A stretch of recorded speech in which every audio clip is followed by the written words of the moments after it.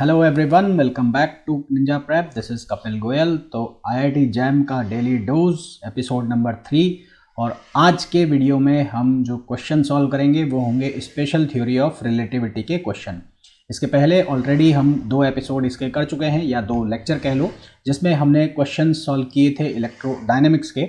तो जिन लोगों ने वो लेक्चर्स अभी तक नहीं देखे हैं, मैंने डिस्क्रिप्शन में उनके लिंक दे दिए हैं। वो लेक्चर्स देखकर आप अपनी जो प्रिपरेशन है उसको बूस्ट अप कर सकते हैं। आपकी जो प्रिपरेशन है उसमें थोड़ा सा एडवांसमेंट उन क्वेश्चंस को करके ला सकते हैं। आई एम श्योर कि ये जो क्वेश्चंस हैं कहीं ना कहीं आपकी प्रिपरेशन के लिए बहुत ज़्यादा हेल्पफुल होंगे। तो जो भी लोग आईआईटी जैम की प्रिपरेशन कर रहे हैं, आईआईटी जैम फिजिक्स की प्रिपरेशन कर रहे हैं और ये लेक्चर्स देखते हैं, और जिन्होंने अभी तक चैनल को सब्सक्राइब नहीं किया है तो प्लीज़ चैनल को सब्सक्राइब कर दीजिए और कम से कम वीडियो को लाइक तो कर दीजिए, ताकि जितने भी लोग जो जैम की प्रिपरेशन कर रहे हैं, फिजिक्स की प्रिपरेशन कर रहे हैं जैम के लिए, तो वहाँ तक उन लोगों तक ये वीडियो पहुँच जाए, क्योंकि आपके लाइक करने से ये वीडियो सर्च में आएगा। तो चलिए स्टार्ट करते हैं आज का जो लेक्चर है उसको। तो सबसे पहला जो क्वेश्चन है उस क्वेश्चन में हमें बोला गया है a certain young lady on her 25th birthday. कौन सा बर्थडे है भाई यंग लेडी का 25वां जन्मदिन है।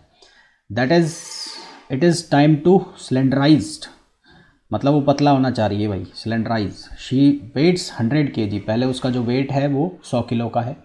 She has heard that if she moves fast enough she will appear thinner to her stationary friends. उसने सुना है कि यदि वो तेज़ चलना चालू कर देगी तो वो उसकी जो स्टेशनरी फ्रेंड्स है, यानी कि जो उसके फ्रेंड्स हैं, उनसे पतला दिखना चालू हो जाएगी। तो हमसे सवाल पूछा है how fast must she move to appear slenderized by factor of 50%। तो अभी जो उसका लेंथ है, अभी जो उसकी लंबाई है या मोटाई है जो भी है, उससे 50% तक वो कम दिखाई दे तो उसको कितना तेज़ चलना चाहिए। तो बड़ा लंबा चौड़ा घुमा फिरा के सवाल पूछा है, आदमी घबरा जाएगी है क्या सवाल। तो बेसिकली जो क्वेश्चन है वो लेंथ कॉन्ट्रैक्शन का क्वेश्चन है। किसका क्वेश्चन है? लेंथ कॉन्ट्रैक्शन का। तो यहाँ पर जो कॉन्सेप्ट लगेगा वो कौन सा लगेगा? Concept of length contraction. और लेंथ कॉन्ट्रैक्शन में हमने पढ़ा है कि जो लेंथ है वो इनिशियल लेंथ से क्या दिखाई देती है? कम, यानी कि L बराबर L0 अपॉन गामा। हम ये जानते हैं जो गामा है उसकी जो वैल्यू होती है वो होती है 1/1 minus v² over c²। v² upon c² को हम कई जगह बीटा भी लिखते हैं, तो हम इसको बीटा भी लिख सकते हैं। तो यहाँ से हमारे पास जो फॉर्मूला बनेगा L इक्वल्स टू L0, ये ऊपर चला जाएगा तो 1 minus v² over c² power half. हमें कहा कि साहब जो महिला हैं, सुंदर महिला, वो सुंदर दिखना चाहती है, 50% कम उनकी लंबाई हो जाए, यानी कि L बराबर हो जाए 50/100 किसका? L0 का, पहले का। तो L की जो वैल्यू है कुल मिलाकर वो कितनी हो जाए? L0/2।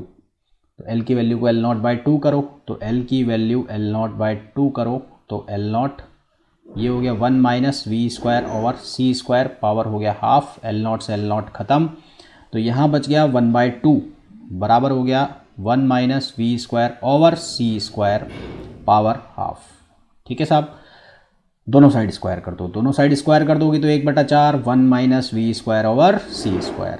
क्या बचा? v² over c² equals to 1 minus 1/4। 1 minus 1/4 3/4। Simple सी गणित है, साधारण सी गणित लगानी है। तो v/c इक्वल्स टू √3/2 और v equals to √3/2c। Further solve करोगे तो आंसर आ जाएगा 0.867c। ये आंसर आ गया। सवाल के अंदर क्या था? सबसे पहले तो ये सवाल समझना था, है ना। एक अच्छा खासा सा क्वेश्चन फ्रेम किया हुआ है, तो समझना ही पहले तो भारी है कि इसमें लेंथ कॉन्ट्रैक्शन का कंसेप्ट लगना है। उसके बाद सेकंड चीज़ आपको याद होनी चाहिए, लेंथ कॉन्ट्रैक्शन का फॉर्मूला। ये जितने भी क्वेश्चंस आएंगे रिलेटिव मैकेनिक्स वाले या मैकेनिक्स वाले, यहाँ पर आपको मोस्टली फार्मूला याद होने चाहिए। क्वेश्चन ऐसे फ्रेम होंगे लंबे चौड़े, ये लंबे चौड़े क्वेश्चंस फ्रेम होंगे, इनको समझ के इनमें ये 2 लाइन के आंसर है, बेसिक सी कैलकुलेशन होगी, आंसर झट से निकल आएगा। ठीक है, सवाल समझ में आ गया होगा। नहीं आया है तो कमेंट सेक्शन तो ओपन है ही, कमेंट करके पूछ सकते हो। नेक्स्ट आगे चलते हैं। हाँ भाई, ये 2 ट्विंस वाली प्रॉब्लम है। 2 ट्विंस वाली प्रॉब्लम हमारी किस में आती है? टाइम डायलेशन में आती है। तो टाइम डायलेशन वाला सवाल है ये। 2 ट्विंस आर 25 ईयर ओल्ड। भाई पहले 2 ट्विंस हैं, राम श्याम है, राम श्याम, राम और श्याम, राम श्याम है, राम श्याम 25 साल के हैं पहले। When one of them sets out on a journey of, एक को भाई स्पेस में भेज दिया, मान लो राम जी को स्पेस में भेज दिया और ये यहीं पर रहे श्याम जी, और राम जी कांस्टेंट स्पीड से गए हैं स्पेस में। The twin in the spaceship measures time with an accurate watch, accurate watch से वो मीजर करता है। When he turns back to earth he claim to be 31 year old, ये जब भी अर्थ पे आया पहले 25 साल का था, अभी कितने साल का हो गया, 31 साल का, यानी कि इसका जो डेल्टा टी है, डिफरेंस आया है जो टाइम में, वो इसका कितना आया है, 6 साल का आया है, जबकि जो अर्थ पे है वो 43 साल का हो गया। तो इसका जो डिफरेंस आ गया टाइम में जो अर्थ पे है उसका कितना हो गया, उसका जो डिफरेंस आ गया वो आ गया कितने साल का आ गया, वो हो गया 43 माइनस 25, 18 साल का आ गया। हाँ, 18 साल का डिफरेंस आ गया। तो अब हमें पूछा है while the 20 what was the speed of speed क्या थी, तो ये टाइम डायलेशन का क्वेश्चन हो गया। किसका क्वेश्चन हो गया, टाइम डायलेशन का। तो टाइम डायलेशन के क्वेश्चन में हम ये पढ़ते हैं जो स्पेसशिप में होती है वो घड़ी क्या चलती है, स्लो चलती है। तो स्लो चलती है तो डेल्टा टी प्राइम बराबर डेल्टा टी, और ये वैल्यू क्या हो गई, 1 minus V square over C square half power half. नीचे गामा आएगा तो ये ऊपर चला जाएगा, गामा की वैल्यू 1 से ज़्यादा होती है, तो ये वाली वैल्यू क्या आएगी, कम आएगी, है ना। तो डेल्टा टी प्राइम की वैल्यू कितनी होगी, 6 आ गई। ये स्लो चलेगी तो टाइम को क्या करेगी, कम मेजर करेगी। तो यहाँ पर क्या आ गया 6, और ये कितना आ गया 18, और 1 minus V square upon C square power half. Further solve करोगे तो ये हो जाएगा 6/18 यानी कि 1/3, 1 minus V square over C square power 1/2, 1/3 कितना हो जाएगा 0.333, और 1 minus V square over C square power half, दोनों साइड स्क्वायर करोगे, यहाँ पे रूट हटाओगे तो ये कितना आएगा, ये हो जाएगा 1 minus V square over C square, ये हो जाएगा 0.111, है ना, यही होगा, रूट हट के यहाँ जाएगा, हाँ यही होगा। तो V square over C square की वैल्यू कितनी हो जाएगी, 1 माइनस 0.111, और इसको जब हम सॉल्व करेंगे तो मैं सॉल्व करके डायरेक्ट आंसर लिख रहा हूँ। स्पीड जो आएगी वो आएगी 2.83 इंटू 10 पावर ये है 8, चेक कर लेना एक बार, मीटर पर सेकेंड, ये स्पीड हो गई, ठीक है, ये स्पीड हो गई। टाइम डायलेशन का क्वेश्चन था। टाइम डायलेशन में हमने पढ़ा है स्पेस के अंदर जो घड़ी रख दी जाती है वो हमें स्लो चलती हुई दिखाई देती है, तो वो टाइम को कम मेजर करेगी, किसके कंपैरिजन में, जो एक्चुअल टाइम है ना। तो ये हमने फॉर्मूला लगा दिया। क्वेश्चन सवाल जो हैं वो लंबे लंबे चौड़े चौड़े बड़े बड़े, पर सॉल्यूशन 2-2 लाइन के। सवाल समझ में आ गया होगा, फिर भी कोई क्वेरी है, कोई डाउट है तो उसको कमेंट सेक्शन में लिख के पोस्ट कर सकते हो, भेज सकते हो। कमेंट सेक्शन आप लोगों के लिए ओपन है। अगर अभी तक चैनल को सब्सक्राइब नहीं किया है प्लीज़ चैनल को सब्सक्राइब कर लीजिए, वीडियो को लाइक नहीं किया है तो प्लीज़ वीडियो को लाइक कर लीजिए। अगला सवाल क्या है, अगला सवाल ये कह रहा है कि a man on the moon observe the spaceship coming towards him from opposite direction at speed 0.8 c और 0.7 c, ठीक है। ये मून है और यहाँ पर एक स्पेसशिप हो गया, मान लो ए, ये आ रहा है इस स्पीड से, और ux वाली स्पीड जो हो गई वो हो गई 0.7 c। What is the relative speed of the two spaceship as measured by an observer on either one. Relative speed क्या होगी, किसी ऑब्जर्वर के द्वारा, वो किसी भी फ्रेम में खड़ा हो जाए, मतलब कहीं से भी स्पेसशिप से भी देख सकता है। तो मान लिया मैंने जो स्पेसशिप ए था उसको मैंने एस फ्रेम मान लिया, स्पेसशिप ए जो था यहाँ पर जो था उसको एस फ्रेम मान लिया। तो अब उसको क्या दिखाई देगा कि वो तो इस रेस्ट में हो गया, स्पेसशिप जो एस था वो रेस्ट में आ गया। तो अब उसको दिखेगा कि जो मून है वो उसकी तरफ आ रहा है, और जो स्पेसशिप बी था वो उसकी स्पीड वही है जो पहले थी, यानी कि ux प्राइम। तो जो ए वाला स्पेसशिप है, स्पेसशिप ए जो है, स्पेसशिप ए, उसको आपने क्या फ्रेम कंसीडर कर लिया, इसको कर लिया हमने फ्रेम ए। तो उसको क्या दिखाई देगा, मून, उसको मैंने मान लिया S prime frame V speed से इसकी तरफ आ रहा है।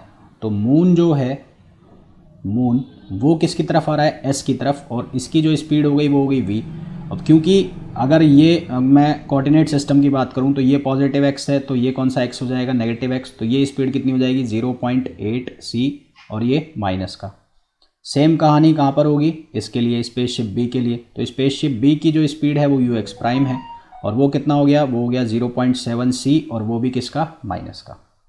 तो अब हमें किसकी स्पीड निकालनी है, ux, इसकी स्पीड बतानी है, रिलेटिव स्पीड। तो रिलेटिव स्पीड ux, इसके लिए फॉर्मूला क्या लग जाएगा, ux prime plus v upon 1 plus ux v upon C square.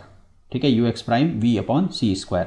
तो यहाँ से जब हम फॉर्मूला लगाते हैं तो ux प्राइम की वैल्यू माइनस 0.7 c माइनस ये कितना हो गया 0.8 c अपॉन 1 प्लस ये हो गया 0.7 c, माइनस मैं नहीं लगा रहा हूँ, दोनों प्लस हो जाएंगे। ये हो जाएगा 0.8 c, माइनस माइनस प्लस हो जाएगा, c स्क्वायर कितना हो जाएगा 3 इंटू 10 पावर 8 और इसका स्क्वायर। इस पूरे को सॉल्व करोगे, मैंने आंसर लिख रहा हूँ डायरेक्ट, आप लोग कैलकुलेट कर लेना एक बार, क्योंकि अभी कैलकुलेटर वगैरह तो है नहीं। तो 2.88 माइनस का इंटू 10 पावर 8 मीटर पर सेकेंड, ये क्या हो गई, इसकी स्पीड हो गई।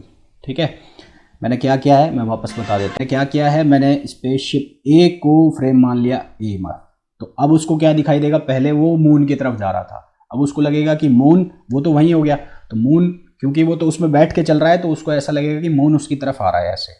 और स्पेस बी, जो स्पेसशिप बी था वो तो पहले भी आ ही रहा था, किधर की तरफ, ए की तरफ।